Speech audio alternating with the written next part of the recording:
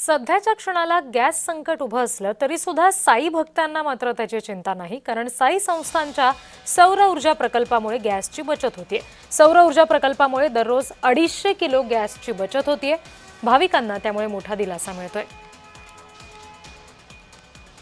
सध्या सगळीकडेच गॅस टंचाई आहे आणि त्यामुळे कुठेतरी सौर ऊर्जा प्रकल्पामुळे होणारी ही जी गॅसची बचत आहे शिर्डीमधली, त्यामुळे साई संस्थांना अर्थात साई भक्तांना सुद्धा त्या संदर्भातली कुठलीच चिंता नाही असं चित्र सध्या दिसतंय, कारण मोठ्या प्रमाणावर गॅसची बचत या सौर ऊर्जा प्रकल्पामुळे या ठिकाणी होतीये। जवळपास दररोज 250 किलो गॅसची बचत सौर ऊर्जा प्रकल्पामुळे शिर्डीमध्ये होतीये। त्यामुळे गॅस संकट असलं तरी साई भक्तांना त्याची चिंता नाही।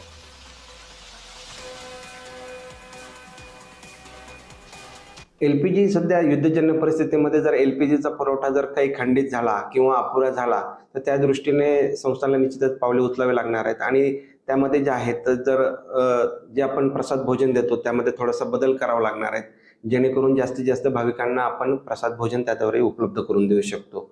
आणि ते जे आहेत काही जे आहेत लाडू वगैरे त्याच्यावरती परिणाम मात्र होऊ शकतो।